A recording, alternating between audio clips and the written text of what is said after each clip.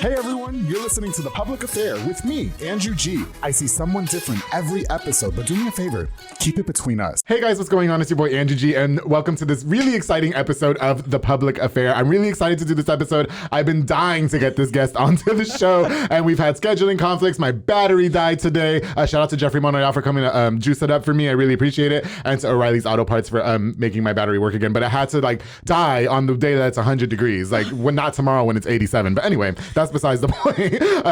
So before we get started, I want to use this opportunity to thank you guys again so much for all your love and support of The Public Affair. I really appreciate it. And of course, to Mike Hamilton and Addison Robles over there making my episodes look all cute and snackish. Thank you guys so much for all your hard work with Rogue Media Network. And of course, I want to start the episode off by giving a shout out to a few of our sponsors of The Public Affair. Of course, this episode is brought to you by Four Brothers Construction with my boy Joe Olvera. He provides custom home designs and renovations. He also focuses on roofing, remodeling, renovations, plumbing, tree removal, electrical work, and so much more. So if you need any of that jobs done, make sure you call one of his snacks on the number on the screen to get all that stuff taken care of. Joe is a longtime sponsor of The Public Affair, and I can't express my gratitude enough. Thank you so much for sponsoring this episode. Of course, to BNJ Refinishing with my boy Frank Biza. He focuses on resurfacing bathtubs, counters, sinks, tiles, and more to original showroom quality, offers 5-year warranty on most work, and has the best prices in town. And of course, he doesn't stop there because like I've said in almost every episode of The Public Affair, he is an entrepreneur also with Co-Town Tint, which is a mobile tint and detailing business that offers the best high quality film and products and will be all competitor prices.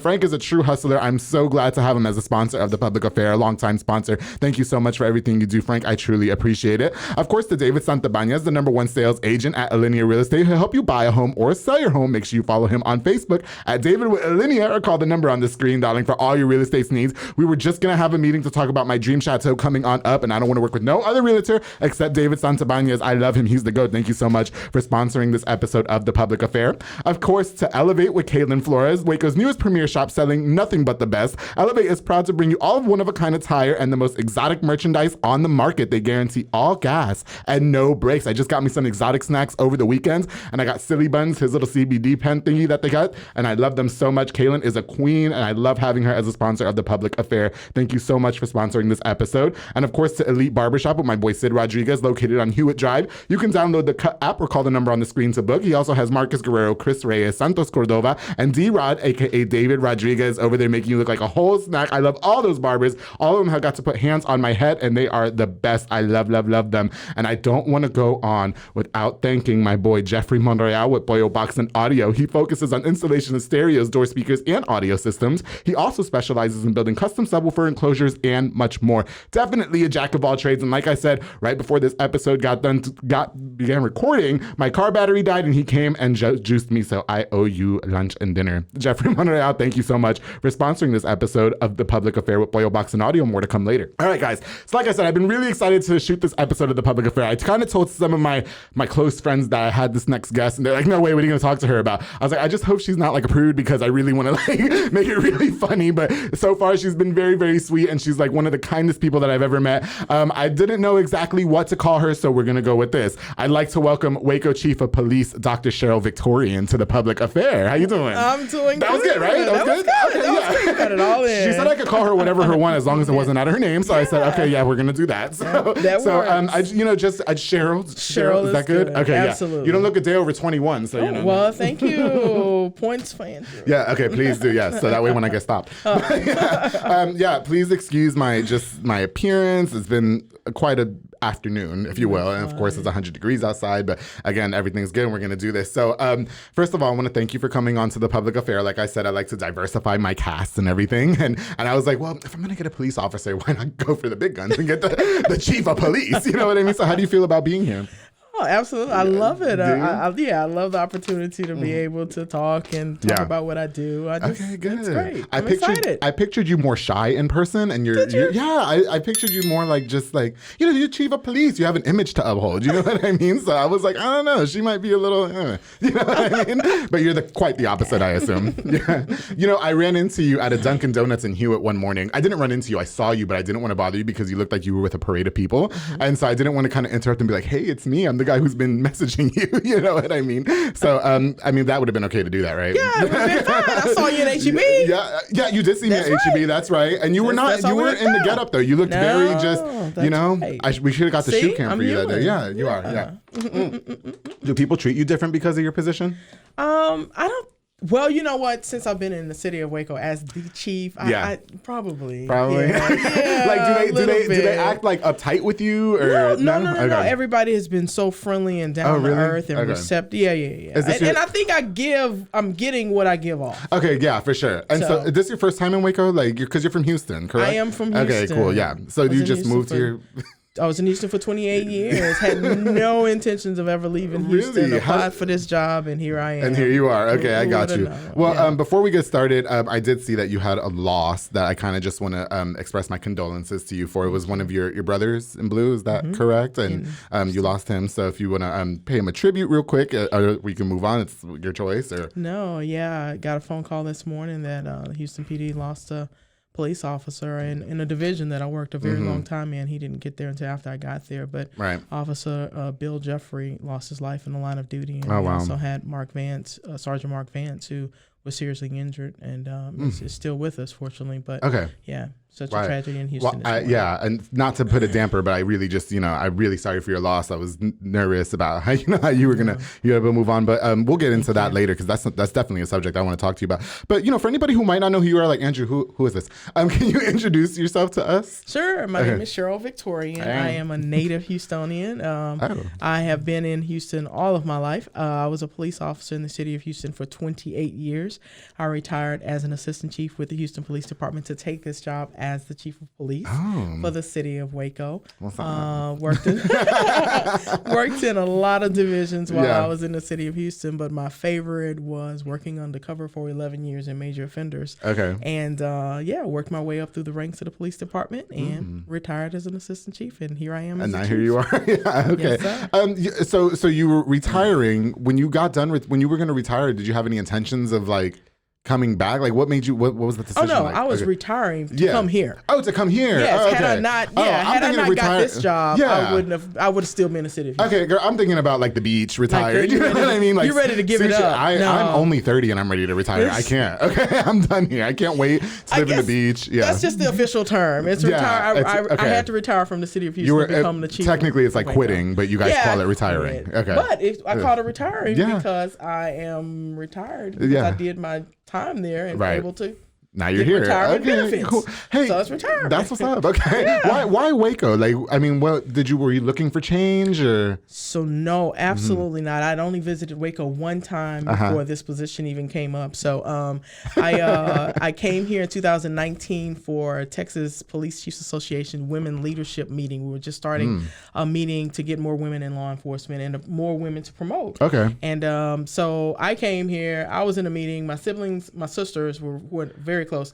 They got to see the city, and as soon as we were done, we headed back to Houston. Okay. And so that was my only time here in 2019. I got you. And then I got a phone call in October of 2020 that the police chief's job was open here, and it was from one of our former president of our union, and he police union. Okay. And he's like, hey, I just got a phone call. They told me, from the city of Waco, they're looking for a police chief. Yeah. Everything they described sound like you. Not trying to get rid of you, but it sounded like you. Okay. Are you even looking? And I was like, no, I'm good. He's like, are you looking to leave Houston? I was like, no, I think, even when I began looking for a chief job, there's so many chief jobs around here. I'm not leaving Houston. Okay. So he was like, I'm telling you, it sounded like you. It's up to you. I did what I said I was going to do. The rest is up to you. So I was like, well, I'm flattered. Thank you so much. How does the chief of police job sound like you? Like, what does that even mean? Well, I think based on the things that I was already doing in the community, they were looking for somebody who was community focused, focusing on diversity, focusing on inclusion, focusing on, professional development of police officers. Yes. Yeah. And so some of the things, they had an actual brochure of characteristics that they were looking for in a police chief. And so he was saying, hey, when he was telling me about these, it sounded like what you're already doing. Okay. And sure enough, after I hung up the phone, I was like, oh, that was sweet for him to even think that I could be a chief. It's like, I guess we gotta go now. Right? No, I was just like, I'm not going to Waco, Oh, really? right? I'm like, I'm staying in Houston. Yeah. And then for about 2 hours, it just nagged me. And I was like, okay, just go look. Right. So I went out and looked at the profile, and sure enough, every bullet point, I was like, I can do that. Oh, that's what I'm doing. Right. I can do that. Yeah. So I went home and convinced my sisters that, that I was going to apply for this job, and applied for it. And several months later, here I am. Were one of the bullets like, I could beat that guy's ass. Like, it ain't nothing. I could take him. Had you asked me that 26, 27 years ago, that's all I wanted to do. Really? Okay. Most people, when you ask them why they want to be a police officer, because they want to help people. I wanted to put the bad guy in jail. Oh, okay. I got you. Had to go to jail. Ooh, it's going to get juicy because that's like pre-opening doors for me, because I've got so many questions when it comes to stuff like that. But I want to talk to you a little bit about your life growing up. So you are from Houston. Mm-hmm. How would you say like your family dynamic was and everything, or for you? So I grew up in Sunnyside. If you look at Sunnyside right now in Houston, for the past several years, it's been on the top 10 list for one of the most dangerous neighborhoods. Oh, really? Right? Okay. But at the time, it wasn't. At least we didn't know. We didn't have Google back then. Maybe not. And we felt comfortable playing in the streets and having a good time. And we were not poor, but we didn't have a whole lot of money. We had food, we had clean clothes. Yeah, what you needed. Yes, we had what we needed. We didn't have an overabundance. We just had what we needed. Right. And I have two older sisters and a younger brother, and I had both my parents, right? And so my dad had his own business. He installed Formica, if there's even such a thing anymore. I was like, what is that? On countertops. Yeah. Countertops. Okay. Hey. But it's old, right? They don't do it anymore. That was back in 1970 something. So anyway, he had his own business, and I went to Houston Independent School District schools, and never wanted to be a police officer. Yeah, I was gonna say, afraid of police officers, really? Right? There was not a corner grocery store. It was a grocery store in my neighborhood where there was a constable who used to work there, and my mom would take me there to try to shake this man's hand when we were going in, and I would literally fall out and embarrass her. Why is crying. that? I don't know. We didn't have any negative interactions. My family had never had any negative interactions with the police. My parents never talked negatively about the police. I don't know why I was afraid of them at that time. But I tell you what, a couple of years later, as I was a little older, I had a neighbor across the street, mischievous kid. Our street was a T intersection, right? And the Houston Police Department's helicopter would fly. The flight path was right over my mom's house. Oh, okay. And so we had gone out of town one weekend, and we got back. He came over and he was like, "Hey, the helicopter landed on the street and they were looking for you." And I was like, "For me?" And he said, "Yeah." I said, "What?" He said, "Yep." He said, "Well, does Sheryl live around here?" And I was like, "Shit, they called my name?" And he said, "Yeah." He said, and they said, "Is she a Taurus?" No. And I was like, "What? Why are they doing you like that?" Right. Oh but at the time, I didn't know the police officer didn't ask your sign, right? So I just thought that was like, cops knew something about me. And it was believable because the T intersection was big enough for a helicopter to land. Right. So what's funny is that every time that helicopter would pass over my mom's house, if my friends and I were outside playing, we would hide. We'd hide in front of bushes, in front of cars, whatever, because the helicopter was looking for me, right? That is so crazy. And so, So at 9, though, I lost my dad. My dad had a massive heart attack and passed away. Thank you. And so we were going to bury him out of town. And as we were leaving the funeral home, the motorcycle guys were very compassionate, very empathetic to my family, got us over to our car. And as they escorted us out of town, I just focused on those guys and the respect that they were getting and then the job that they had, getting us out of town. And I think my perspective of policing started changing. Okay, you're and I was like, okay, those are good guys. Yeah. And then a couple of years later, Miami Vice came out. I was sold. Because I wanted to be Ricardo and Tubbs and work undercover.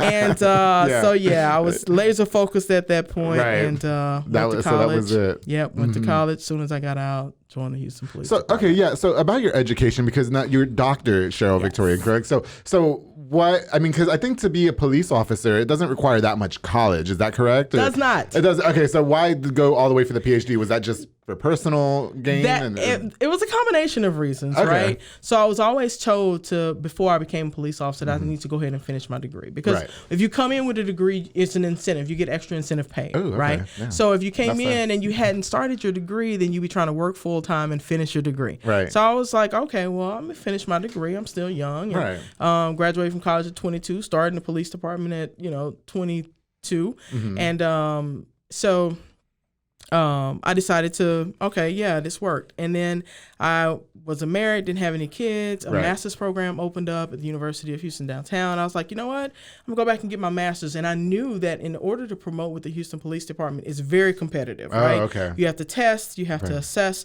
and any degrees that you have, you get extra points at the end of, once all of the scores are combined. Right. So if you have a bachelor's, you get 1 point tacked on. You get a master's, you get 2 points. You were trying to get all your little points. I wanted all my points because I'm not a good test taker. Right? I'm like, to me, it was like memorization. And I was like, I don't do well at that, right? I'm not trying to study. Right. If it was, and then you live in Houston, some skills, it's something about skills and you learn. I could do that. And you're trying to go to the club too. You're only 20. Well, I wasn't really going to the club. Well, you live in Houston. It's not like you can do that. Houston. Yeah. Okay. Beyonce's from there. Beyonce's from Houston. Yeah. So I got my master's degree in my career because everybody had a bachelor's degree. Right. So we were all on the same level playing field. And you were like, so I was like, okay, I got to get one up. So I went on and got my master's degree. And besides, the 100 Club of Houston paid for it. That's right, good too. Right? Yeah. Okay. So then next thing you know, everybody started getting a master's degree. And I said, okay, well, you know what? I need to go and get my PhD. And I always wanted to teach at the college level anyway. Once I officially retired for real. I just went on and got my PhD, and it proved to be very beneficial after the commander's exam. I mean, yeah, because I was able to get those 3 points tacked onto my score, and it moved me significantly from where I was. And that's such a good incentive too to at least keep you in school and get your education. Like they could take being a cop away from you all day, but you can't take away my PhD. Like that's mine. You know what I mean? Yeah. I earned I'm still Dr. Victorian. Yes. You can take your little badge. You good. You know what I mean? Yeah. I was a chief before. I was an assistant chief, but I will always be a doctor at this point. Right. Exactly. But your main focus was always to be in law enforcement, regardless. Correct. It was. Okay. It was. And even when I went to teach, I teach right now. I teach adjunct at Southern New Hampshire University. My overall objective once I officially retire was to be that professor that had that practical experience and that classroom experience, because my experience in the classroom in undergrad, it wasn't, I had a heart for law enforcement. That's why I stayed. Yeah, for sure. Other than that, with the instruction we were getting, I would have been totally changed my major. Because everybody had the academic knowledge or the theoretical knowledge, but no practical experience. Okay. So you were more like hands-on practical. I was like, hey, you need to bring some wash story. I need somebody in here who can really tell me what policing is about. And that was my goal. I was like, you know what? I'm gonna get in the classroom and I'm gonna have some war stories for my students, right? Right. Okay. Can we talk about some of your war stories? Because I think it's so interesting. I always like I don't think I can do law enforcement. Let me just put that out there. I'm so I'm chicken shit. Like I can't fight Dr. Victorian. I can't do none of that. You know what I mean? Like I'm the one that's gonna be in the corner. Like, hey guys, do you need backup? So becoming a police officer, okay? Because you said that you were always passionate about it from a very young age. Like especially once you got over your fear. Can you talk to me a little bit about like your first time, I guess, joining the force and like your first time out in the field and stuff like that? Yeah. So I went to the academy. The academy is 6 months long. Right? The Houston Police Department has its own academy. Had a great time. Class 152, right? We'll always be a class. One color, one class, one cause. That was our motto, right? Yeah. And so once you get out of the academy, you have to go into a field training program. So as part of the field training program, I wanted to go back to Southeast. Southeast was in the neighborhood that I grew up, right? And I was familiar with the neighborhood, and I knew the neighborhood, and I was always wanted to go back there to be a police officer. And my goal, like I said, was to put the bad guy in jail because I didn't want them terrorizing our neighborhood. Right, I got you. I grew up, a lot of family members there, a lot of friends there. Like not in my city.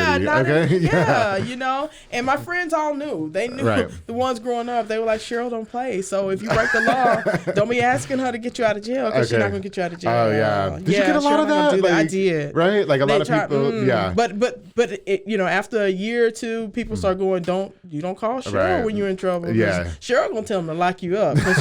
Yeah. So right. Okay. I'd gotten that reputation, right? I bet that's annoying though too, like because people think, oh yeah, but we grew up together, this and that. Cheryl, that's not like I still got a job. Like, I got a job. Yeah, Who's gonna pay my bills? Exactly. Yeah. Anyway, that's like when people ask me for free tickets to the fair because I work in the radio station. It's like, I know it's not the same thing, but still, it's annoying. Stop it. Okay. No, I cannot get you free parking. Like, leave me alone. Yeah. Okay. No, but go ahead. I'm sorry. I'm sorry. So I worked the streets for a year, and after that, I got a phone call from this division, Major Offenders Division, and they asked me if I wanted to come over and do some undercover work. And I was like, that's right up my alley. Really? Ricardo and Tubbs. I always wanted to work undercover. Right. So I did that on my own time for a year. So I would go and work with them for about 4 hours, and then I go work my regular shift on patrol, which turned into gang task force. So I went from transition from patrol and worked gang task force on the streets. It's like a regular patrol assignment, but your focus are on the gangs. Right. And so I did that on my own time. Once a month, I'd go work with them. And then at the end of a year, they had a long-term investigation that they wanted to do on some credit card fraud, right? Some deep undercover stuff, okay. right? So you were like, you sign me up. Yeah. I'm your girl. Let's do that, right? I'm scared to ask you my later question now, but go ahead. I'm still going to, but go ahead. Yeah. So I went in, we did this undercover investigation with a big credit card fraud, and okay, I know this is way before your time, but there was a store called Circuit City. Used to be like Best Buy. I know about Circuit City. Okay, I was born in '91. Stop this. Okay, all right. You're right, because this investigation happened about 96. I bought my first MP3 player at Circuit City. Circuit City. Okay, all right. All right. Sure, so don't do me on my show. Okay. Look, I didn't know you were that old. I'm 30. I just turned 30. Yeah. Well, I know I don't look a day. I stopped counting after 21, but I can't tell you my facial secrets because it's inappropriate. But anyway. Is that okay? All right. So, and you're right, because this investigation was like 95, 96. Okay. So, we had an opportunity to go undercover working in Circuit City, like we were employees in Circuit Cities and Circuit City, and these guys would come in and use their fake credit cards, and no way. We're documenting stuff as they're working. I mean, as they're trying to get this merchandise. You said you were fake employees. Okay. We were not real employees, and the real employees hated us because we would come in and work twice a week and get all this commission. So they thought because all this merchandise was walking out of the door. Little did they know we were processing fraudulent credit cards, documenting information so we can go back and they're like, of course she sold that 60-inch. Ooh, just okay. And so we did that for about 4 months, and after 4 months, we had a total of like 43 people that were involved in this, and it was more than credit card abuse. It was a lot of other things. So we made about 43 arrests after that, and I ended up getting me a permanent assignment in major offenders, and worked in major offenders for about 11 years, and it was great. Then all of a sudden, my crooks that I was dealing with, they were getting a little younger. I was getting older. The lingo changed, and I stopped having fun. And I was like, you know what? It's time to move on. I was going to say, were they like now, I guess, kind of playing you in a sense? Or? Well, no. I just knew my limits. Okay. Hold on, they didn't play me. Yeah, I got you. I ain't get played. My bad. I just thought, the younger times, because sometimes I have a hard time keeping up too. I'm like, It was just, but I just noticed in my career, I wasn't having a lot of fun anymore. My supervision had changed too. We went from going 100 miles an hour, doing all kinds of undercover deals, to just doing a few. And that supervisor didn't have the same values and concerns. Anyway, I wasn't having fun. Yeah. I'm sorry. Yeah. So no, you good. I decided to take the sergeant's exam, and I did okay on the sergeant's exam. But before I went to promote to sergeant, I was like, why don't you try to go to homicide? There's an opening in homicide. Ooh. Yeah. So I applied for homicide. I came out number 1 on the list, and I was like, you know what? If I don't like it, I'll be promoting to sergeant soon. So I'll just promote out, right? Okay. But if I like it, at least I have that experience. And once I promote to sergeant and go back to the street, maybe I can come back one day, right? You just got the whole thing planned. That's great. I had a whole plan, right? So I started watching First 48. I was good. Law and Order? How about Law and Order? No, I had to watch some stuff that was kind of real. No. Because I love Law & Order SVU. That's like because my you ask a lot of police officers about those shows. Like, we go, no. Because, that's not how it really is. Right. Yeah. Because people think we can solve crime in an hour and we can't. Right. So, you wish, right? Yes, I wish. Yeah. Right. We'd have a lot of happy citizens if I could. So I went on and went to homicide. It was not the first 48 hours. I worked a total of 13 scenes in about 5 months. But they threw me out there with this card and was like, okay, go be a homicide investigator. And I was like, whoa, wait a minute, where's the training? Right. I had to read basic homicide investigation books and other investigations in order to come up to speed, because they assumed that I had this experience in major offenders. Right. It would just transition right into homicide, and that's not the case. And that would be another show in and of itself, because investigating reactive cases are different than proactive cases. Because when I was working undercover, everything was recorded. So if I show you the recording, I got you, right? Yeah, right. Whereas in the homicide, suspects are not going to want to admit that they committed a murder. Somebody. Yeah, right. So there are tactics and strategies that you need to use in order to get confessions and that kind of stuff. Anyway. But like what? I want to know. Yeah. You can't tell the secrets? Okay. Yeah, no, because I don't know. Come on. I do have. You didn't want to give me this. I'm gonna have to hold on to it. I'm gonna have to hold on to it. You're right. You got me there. Okay, we're 1 for 1, but that's it. Now it's no holds games. Go ahead.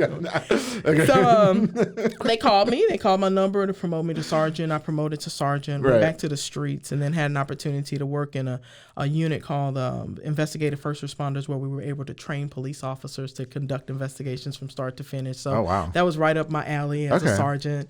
And then I was asked to go to child sexual abuse, and so and initially it was a little concerning for me, because I was like, man, we're dealing with children who've been sexually assaulted. But at the same time, I did want day shift, weekends off, and it was another opportunity to grow. And so I decided to take weekends off. I mean, you know what I'm saying? I just got weekends off and I don't know how to act. Like, it's so great. I was evening shift with Sunday, Monday, right? So I was like, okay, day shift, okay.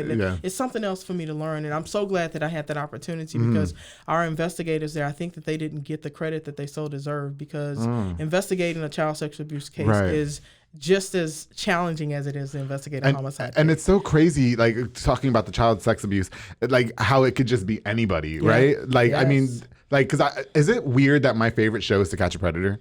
And I know that's sick, right? Like, but no, I don't know what's more gratifying, like catching the predator or like watching the investigation, because my dream was to be the decoy. Like, I always wanted to be the decoy, but I don't know that I could pull it off. You know what I mean? They're gonna be like, no, fuck that. You know. But hey, catching the predator was the most rewarding part. But surely. Did you guys have to do stuff like that though, where you had to have a decoy? So what happened was, initially I was working reactive cases, and what those were, we had suspects in cases, right? It was either a family member or it was an acquaintance, right? Okay. But then I was moved to a squad that was called Internet Crimes Against Children Squad. And the Internet Crimes Against Children Squad is when we did those types of that's like the instant messaging. Yes. I bet that's had easier, a great. I mean, I didn't do the work. I was a sergeant at the time, but I had a team of phenomenal people who made a lot of arrests doing that kind of thing. We had the Innocence Lost Task Force with young girls that were prostitutes. We did the FBI Cybercrimes Task Force, and we also had the Internet Crimes Against Children with those that were trying to hook up with young. I wonder how you like condition your mind to be like the predator as a decoy. You know what I mean? Like typing all those like sick things, like it's like well, and they had to do it in order to make the cases. Well, for sure. I mean, but again, let me shut up, because my dream was always to be like thrown in there like as the 12-year-old boy. You know what I mean? Like, come on in. I made cookies. I got everything.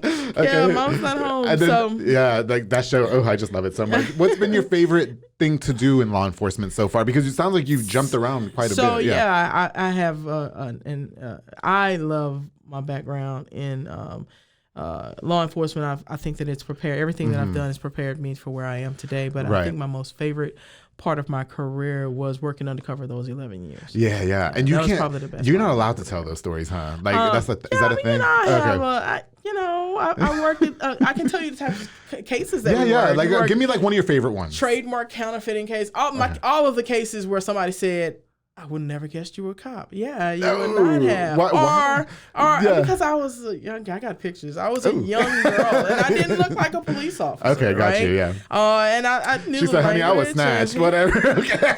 It was great. We did insurance fraud. I sold guns, bought guns. Oh wow. Yeah. Sold stolen property. Bought stolen property. trademark counterfeiting deals. I mean, we did everything but narcotics. We did, because that was a separate section for that. Because sometimes when you're undercover, you have to make yourself kind of look a little rough, right? Like, yeah, well, I never really made myself look. I don't know how I can make this look rough, but no, you know what I'm just kidding. But you don't know the facial secrets, so yeah. You can dress the part, wear a ball cap, and that kind of stuff. Okay. Talk a certain way, yeah, and so that, and I think I got over so much because I came across as innocent. That was my MO. Okay. My MO was coming across as innocent and not knowing a lot about anything, right? And, were you ever scared though? Like, was there ever like a sticky situation when you're like, I don't know, guys, this one's not going too well? Anytime we did a gun deal, I was. Oh, really?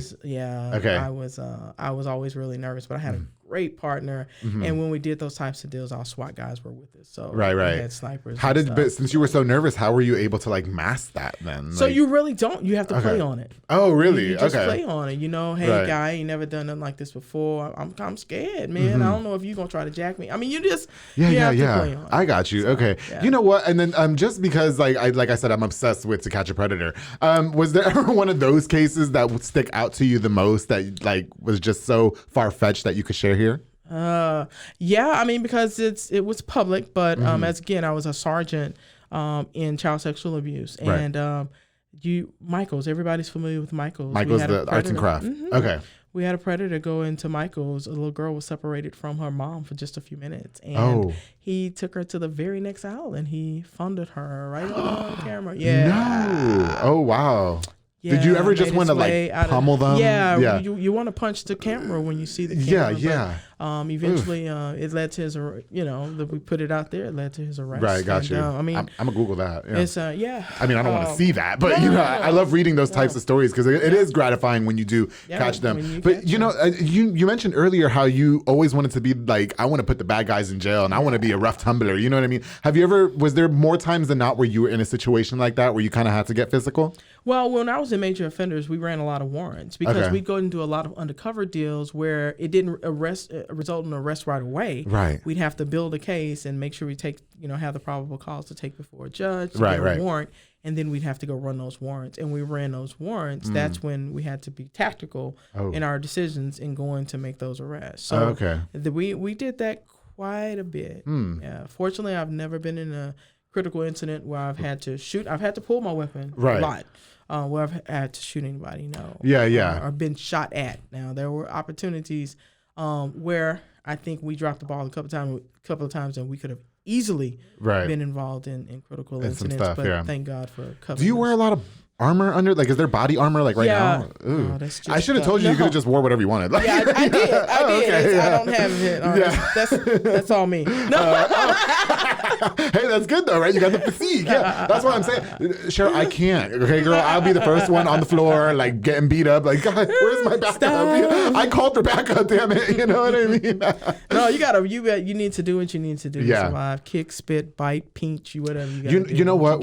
We see all these stories, okay, like about like the cop shooting. Okay, I've never shot a gun. Okay, I'll just put it out there, but there has to be something going through your head when you're in that moment. Do you know what I mean? Like, where you, like, do you just blank? Do you know what I mean? Or like, I mean, because it's a high pressure situation in most cases, not in all cases. But, what was that like for you the first time you've ever had to do that? Do you think to yourself, I might take somebody's life today? The first time that I had to pull out my weapon? Yeah. And I think at the time, I'm thinking about my safety and the safety of my partners or the safety of any citizens that may be around. So you're not necessarily thinking, oh my God, I might have to take this man's life. That's not the first thing that pops in my mind. Okay. It's like my life, my partner's life, or somebody else's, he's been reckless or whatever. But there are a lot of consequences that come with using guns, a lot of emotional, physical, mental consequences that come with taking a life or injuring somebody or even having to shoot at somebody. That whole situation, playing over and over in your mind, which is why officer wellness is so important. I want to ask, because surely you've been in like lots of sticky situations and a lot of like high stress situations. I mean, like, I guess, selling guns, child abuse, this and that. What practices do you take to, I guess, stay mentally sane? Do you know what I mean? Yeah. Because I feel like I would be like a hot mess. Like, I just I am just very, very fortunate to I've had partners and sisters that I could talk to. Now, I probably wouldn't talk to my sisters about everything Right. that was at work, but I had girlfriends who were my partners and my best friends who were solid people that we could talk to each other about how we were feeling and what was going on because we were experiencing the same things. Yeah. And because too many times, and we're doing much better than we had been, we create a culture in law enforcement where it's weak if you ask for help. Oh, and okay. But that's changing. We're doing a What much does that better mean? job. What does that mean? Meaning, if you go ask for help, if you go say that you need to go to psychological services or go talk to a therapist about stuff that you've experienced or stuff that you've seen, it was always kind of taboo, right? Oh, okay. Like, you're not cut out for this then, right? Yeah. You know, yeah, that's but not fair. exactly. And I mean, I don't think leaders would do that. I think that we did it amongst ourselves. If you ask, because we're supposed to be strong and macho, right? And if you go and ask for help, that's a sign of weakness, and that's not the case, right? Yeah. Because we see way more than the regular, way more tragedy and catastrophe than any one human being should see. Yeah, and, for sure. So I'm sure. we need to talk to people. We need to talk to them. If not, it will mess us up. We'll become alcoholics. You know, we overeat. Yes. Yeah. So I find other ways to cope. And so, so I had great girlfriends. I love to travel and love to get massages. When I find my time to relax and just to get away from it all, I do. You do. But I was having a lot of fun. I got a really good massage place in Hewitt for you, okay? No, yeah. Massage Rejuvenation, I believe is what it's called. I forgot her name, but just remind me to give you the address. Yeah, I got you. Yeah, right behind Chopsticks on Hewitt Drive. I told her I was going to do a little thing for her because she did me a massage one time. I normally don't like women touching me, but she's got the hands of any man, and she is good. Wow. She gets in there. I'm going to give you her. Remind me. Okay, I will. Yes. But anyway, okay. So you know what? So what do you think? We talked about, like, you know, it was nice that you get to, like, relate to somebody about, you know, those high stress situations, so it kind of eases your mind and everything. Is there a misconception these days about police officers? Like, I don't like to get too political, but it's all over the news all the time and stuff like that. And I try to kind of stay Switzerland, you know what I mean? Because I have my cousin's husband is an NYPD officer, many years. And I fear for his life, but then I also fear for the life of, like, citizens, you know what I mean? And stuff like that. And do you think that, like, the media paints a bad picture of you guys? So I think we get the short end of the stick. And I'll say this because police officers have millions. There are 18,000 police agencies across this country. Right. Mm-hmm. And we have millions of contacts every day that go right. Right. But just as in any industry, in any profession, you know, there are the bad ones. Right. And then there are some that just make mistakes. Right. And in our world, unfortunately, it's just tough to make a mistake because that means that you injured somebody for the rest of their lives or have killed somebody, and we don't have room for those mistakes, right? But we're human, right? But those are the ones that are always brought to the front, right? Yeah, not those. That's what gets the media coverage, doing, right? Okay. Not those great things that we're doing out and about in the community. And one of my priorities when I came to Waco was to make sure that we increase the number of positive interactions we have with our community. Yeah, and we're gonna tell our story if nobody else is gonna tell. For sure, yeah. And you know, I always because like I said, I try to stay Team Switzerland when it comes to that kind of things. And I've seen some, I don't want to name any specific reports, but there's some where I'm like, I could understand, but then there's some who's like, okay, that guy, like, he should never been a cop. You know what I mean? Like, that's crazy. You know what I mean? Right. I think it's fair to say that not all cops are maybe cut out for that job, correct? Do you think they've been more lenient as far as hiring police officers, or do you think that, like, you know what I mean? Does that make sense? I just think that we need to do a better job with our hiring process and maybe ask some of the tougher questions that we have not been asking. Right. I don't think that they reduce the standards in any kind of way, but some people will say what they need to say to become, you know. Oh, it's like any job. Yeah. Yeah. Okay. You know, and then you get to it and you're like, yes. And you're like, whoa, this is not for me kind of thing, which is why now anytime that I run into anybody who says that they're interested in law enforcement, I say, hey, you need to go do a couple of ride-alongs. It's going to tell you one or two things. It's going to tell you, ooh, yeah, this job is for me. Or you're going to go, okay, no, this is not wait a second. Yeah. I really just wanted some Cheetos and y'all over here playing. Yeah. You know what I'm saying? I just wanted to ride really fast with lights and sirens. I didn't know y'all were responding to somebody who was shooting at somebody kind of thing. Yeah, right? Because you guys do offer things like that, right? Yeah. Is there an age gap for that? So or? 18 years. At 18 years old, you can come and do a ride along. Right now, we've had to cut down on it because of COVID.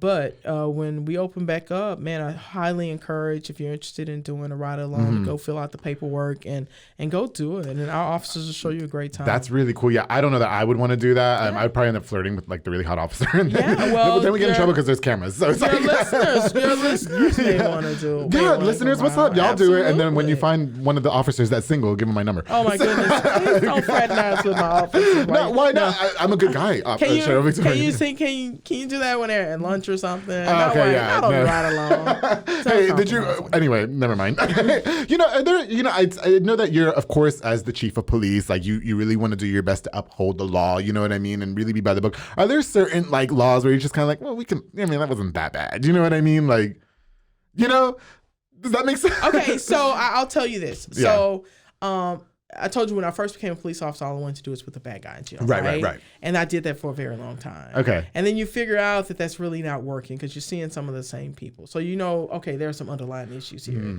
Something else has to be going on. Right. So that's when I kind of matured as a police officer, and as I grew and promoted throughout the department, and realized that prevention and intervention were just as important as apprehension. Right. Oh, okay. So sometimes you have to get, like, if you pull over somebody on traffic, right, and they had 2 traffic warrants from a expired registration and a failure to appear. If this person has a job or have on a uniform with a kid in the back of the car in the car seat, officers have to use discretion and go, okay, wait a minute. This guy just ran a stop sign. He didn't hurt anybody. He has his insurance, has his driver's license, he has a job, and he has a kid in the back of the car that I'm gonna have to call somebody to get. I'm gonna have to take the CPS.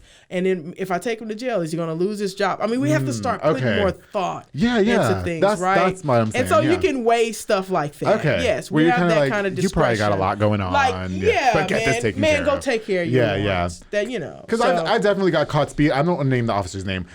He stopped me twice for speeding already. And, it's so great because he's a fan of the public affair.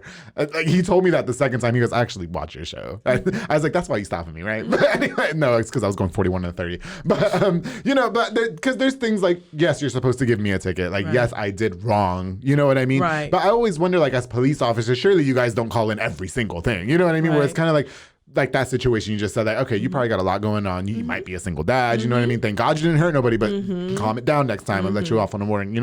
What warrants like a warning versus like I'm giving you a ticket? So it depends on officer. I mean, it's officer discretion, right? And but what we have to keep in mind is what a concept that we call procedural justice. Right. What we do for one, we need to make sure that we'll do it for somebody else in the exact same situation. I got you. Right? Yeah. So officers have a lot of discretion. We have a lot. There are some things that we can't say no to that, you got to go to jail. Okay, right? Right. And then there are some other things that we have to use some common sense and discretion on and go, okay, if I did this, it's going to lead to this, it's going to lead to this. This man probably going to have a job. Right. Then he's probably going to commit more crimes, Okay, so I got you. You just have to be smart about it. Because one example that I always think of, I won't put his name out there or business, but one of my really good friends, he talks about how he had to go to jail for a little bit because the stepdad of his daughters was hitting them, and so he went and beat him up. And so he got in trouble for that. But I always think do you have children? I don't have children. Oh, okay. Neither do I. Yeah, I don't have children either. Fuck that. But I think, okay, if it's my children, right, and somebody else is putting their hands on my children, I feel like I don't know what I would do per se, because I always say I don't know what I would do unless I'm put in that situation. Right. But my first thought is hey, I'm gonna go beat you up because why are you putting hands on my daughter? You know what I mean? How do you feel about something like that? You broke the law, or in some things we don't have a choice, right? Right. So if I have a complaint and I have somebody who wants to file charges on you for putting their hands up, I don't have a choice. You just have to. You can have your personal opinion all day. Yeah, I can have my personal opinion all day. You deserve to get your ass beat. But I call the district attorney, or and I see that you break the law, and it's gonna further the problem. Then I got to take action. Because I'd hate to leave you out here and then I come back and y'all got into a shooting. Yeah, for sure. Because that's part of my responsibility. Well, and then it probably goes back to the you have a job to do. And you can't be lenient with one person because then they expect it all the time, or they're gonna be like, oh, Cheryl, she'll get you out. You know what I mean? Right. It's so cute. This is just a funny question I've been dying to ask you, because I had a guest on here and we always go back and forth or whatever, and I was like, you know what, I need a gigolo. And so I always wondered what the difference between prostitution and being a gigolo was. You know what I mean? Or is it the same thing? Have you ever had to arrest somebody for being a gigolo? or a call or an escort. Do you know what I mean? Being a gigolo. Yeah. What? Remember Deuce Bigelow, male gigolo? But a gigolo, but to me, a gigolo was just somebody who played around. Yeah. But you're not paying for sex. Prostitutes. Prostitutes, you're paying for sex. Yes. But for gigolos, you're paying for company. That's why it's not illegal? Or no, I don't know. Maybe I don't. You know understand. what I mean? A pimp? Okay, so I saw this show on HBO called Gigolos. I swear to God, Google it. It's a show called Gigolos, and what they do is there's a service, okay, and this is why I have questions, because it's illegal to be a prostitute, like to stand on the corner and solicit sex for money. That's illegal, correct? Yes. Okay, so there's a show on HBO called Gigolos, and what they do is there's this service that the girls call the guys, and they go on dates and whatever, but most times they end up having sex. And I'm like, well, is that not illegal? Do you know what I mean? Is that not the same thing? Or that's illegal to me. Right? That's not illegal? Yeah, that's from HBO. I don't know what they're doing. Okay. But that's you paying for. Well, maybe, because then I think they even covered it and said, well, no, they're not technically paying for sex. They're paying for a date. And if they have sex, that's on them. So that's kind of just like beating around the bush. Yeah. Yeah, okay. That's TV. That's why we can't watch everything on TV, correct? Okay. So anyway, I'll tell Daniel he can't be my gigolo anymore. So that he was never. Let me just clarify that. Okay, my record's clean, Dr. Victoria. Have there ever been any more challenges for you as the chief of police or as a police officer? Like, do you think as a woman you had to work just as hard? Like 10 times harder? I do. I always thought that, though, as a woman, especially in a male-dominated industry, that we always had to be one step ahead. Hence the PhD, hence the master's degree. We always had to be one step ahead.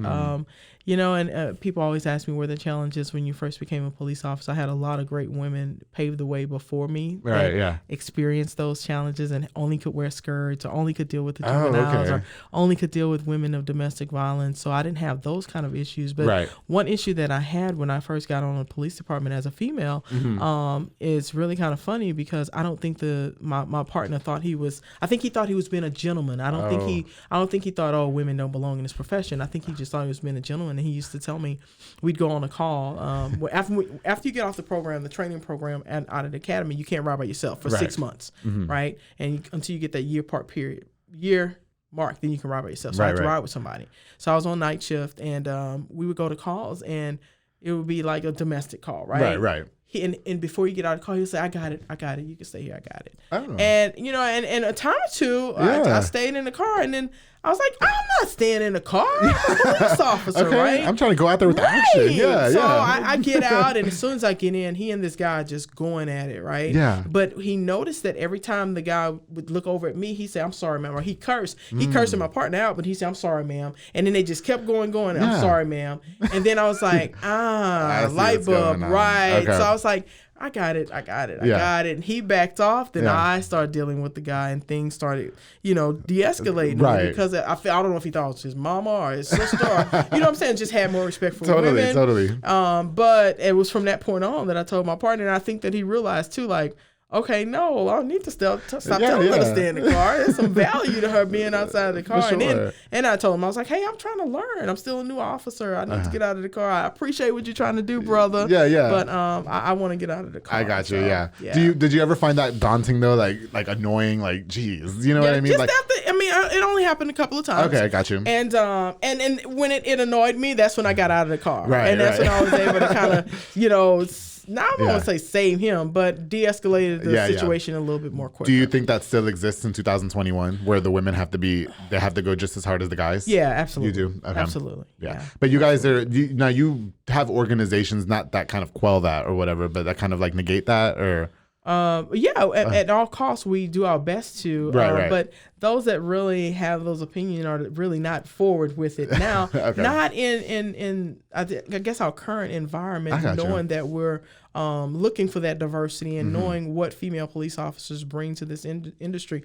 We only make up less than 13% of this male-dominated industry. Okay, right? I got you. Yeah. So we're looking to increase those numbers, and we bring some pretty good stuff to the table as females, as far as de-escalation, communication, reduction in the use of force. I think that's just like a natural. Yeah. So it's not as obvious in smaller agencies. It may be. Right. But I haven't had that issue in Waco. I didn't have that issue. Okay, that's good. Yeah. You know what?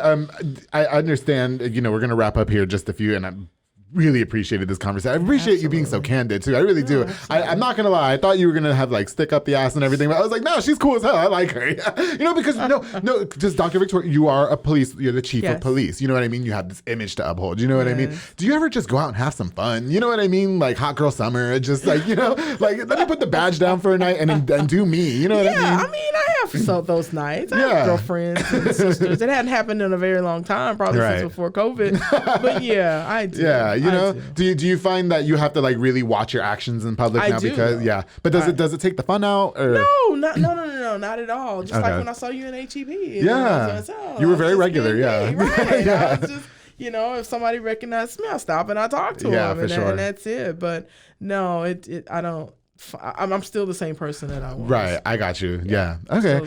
Well, that's really good. I have to say that it's been the biggest honor meeting you. I'm really so glad. I know that we've been talking about this for quite a while, and I'm really happy that you finally got to come on, even though my car broke down or whatever. But we're good. Shout out again to Polly Box. Yes. Am I leaving anything out? Like, is there anything that you like to do when you're not working, like your personal life and stuff like that? Like, are you just pretty plain Jane? I am. Since I've been here, I've been ripping and running. So every time I get a free moment to myself, if I can sleep or just spend some time resting my brain, that's what I do. People don't realize how important that is too. Like I'm just now where I just have this in the radio station because I was doing the radio station and a full-time job, and I was toast. I was burned out. Now I just want to stay in bed all day with nothing on and watch TV and play Nintendo. It's so great. It can be pretty exhausting. I don't have dogs, but I have dogs. Those are my baby girls. Okay, that's well, Dr. Victorian, it's been so great meeting you. I'm really happy that you came onto the public affair and you're just so candid. I really wish you the best of luck with everything that you want to achieve. If you need anything from the public affair, you can call us. Okay, we got clean records over here. I promise. Thank you. Yes, maybe not some of my guests, but I love all the guests. And they've been very open. That's why I love this show, Dr. Victorian, because I can have them and they can talk about like their past criminal life, and then I can have you. You know what I mean? And nobody, it's just great. I love the show. Anyway, well, thank you again, Dr. Victorian, for coming on to the public affair. Thank you, everybody, again, for watching this episode. Before we go, I definitely want to give a shout out to a couple more of our sponsors of the public affair. Of course, the Soco Soccer Academy with Dominic Gutierrez and Ariana Gutierrez. They're located on Franklin Drive. They offer team, small group, and individual skill training. They also have open play on Friday nights, and they specialize in soccer training and fitness training with Dominic Gutierrez, Isaac, and London Carrillo. Because of Soco Soccer Academy, I've lost over 55 pounds. Go check out my old pictures, girl. Check out my old episodes. They're disgusting. Okay. Thank you so much to Soco Soccer Academy. And of course, the Fat Boy Michelada and Botana, my boy Junior Banda. He provides the best micheladas and botana plates for yourself or for a party. They're locally operated. Make sure you get the best and not the rest. They have a wide array of different items on their menu. I'm going to send you their menu because they're really good. You'll fall in love. You like shrimp and stuff like that? I love shrimp. Oh, girl, you're going to love Fat Boy Michelada and Botana. Okay. You're going to call him all the time. I promise. Yeah, they are so good. Thank you again to Fat Boy Michelada and Botana for sponsoring this episode of The Public Affair. Again, thank you guys again so much for watching this episode. Don't forget to like, share, and subscribe. Again, big shout out to Dr. Cheryl, Victorian, Waco Chief of Police. Thank you. Okay, and just because she was on this show doesn't mean anybody's going off easy, all right? You break the law, you pay for it. And she might beat your ass. And don't forget, darling, to always keep it between us.